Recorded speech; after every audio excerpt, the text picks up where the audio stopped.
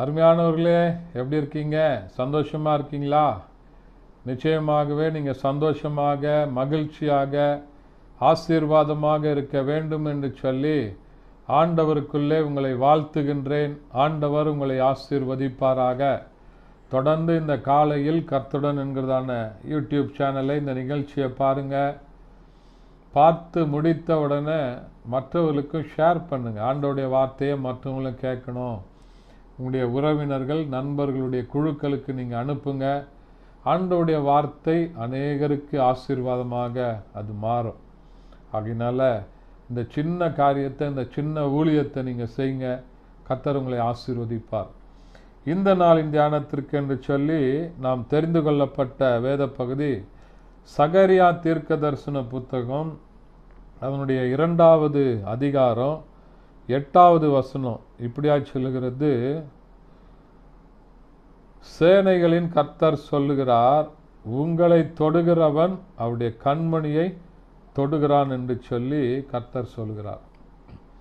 ஆண்டவருடைய பிள்ளைகளை பார்த்து ஆண்டவர் சொல்றார் தீர்க்கதரிசியின் மூலமாக, உன்னை தொடுகிறவன் என்னுடைய கண்ணின் கண்மணியை தொடுகிறான். கண்ணுக்கு உள்ள இருக்குல்ல அந்த கண்ணின் மணி, அதை தொடுகிறான் என்று சொல்லி ஆண்டவர் சொல்லுகிறார். அப்போ உங்களை என்னை எந்த இடத்துல ஆண்டவர் வச்சிருக்கார் பார்த்தீங்களா?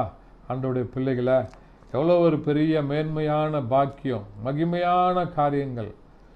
ஐயோ, யாராவது எனக்கு விரோதமாக எழும்பிட்டாங்களே, என்னை தொடுறாங்களே, என்னை தாக்க வராங்களே, எனக்கு விரோதமாக காரியங்களை செய்கிறாங்களே அப்படின்னு சொல்லி பயந்துட்டு இருக்கிறீங்களா?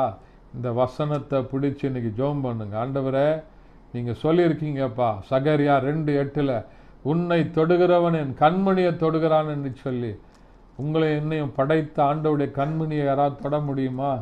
யோசிச்சு பாருங்க. அந்த தெய்வத்தினுடைய கண்மணியை, பிதாவாகிய தேவனுடைய கண்மணியை தொடுவதற்கு சமம் உங்களை தொடுகிறவன். அப்படிப்பட்ட நிலையில் ஆண்டவர் உங்களை வைத்து ஆசீர்வதிக்க உண்மையுள்ளவராய் இருக்கிறார். ஆகையினால பயப்படாதீங்க, சோர்ந்து போகாதீங்க, கலங்கி போவாதீங்க. ஐயோ, எனக்கு உதவி செய்ய யாருமே இல்லையே அப்படின்னு சொல்லி நினைக்கிறீங்களா? ஆண்டவர் உங்கள் கூட இருக்கிறார். கண்ணின் கண்மணியை போல உங்களை பாதுகாத்து வழி நடத்த அவர் உண்மையுள்ளவராய் இருக்கிறார். ஆகையினால் இந்த விசுவாசத்தை, இந்த வார்த்தைகளை விசுவாசிங்க. ஆண்டவர் உங்களை ஆசீர்வதிப்பார். ஜெபிக்கலாமா? பரிசுத்த பிதாவே, உம்மை துதிக்கிறோம், உம்மை ஸ்தோத்தரிக்கிறோம், உம்முடைய நாமத்தை மையப்படுத்துகிறப்பா. இந்த நாளில் கேட்ட வசனத்தின்படி உன்னை தொடுகிறவன் என் கண்மணியை தொடுகிறான்னு சொல்லியிருக்கீங்களே.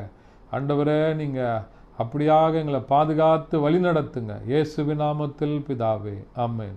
தேங்க்யூ. God bless you.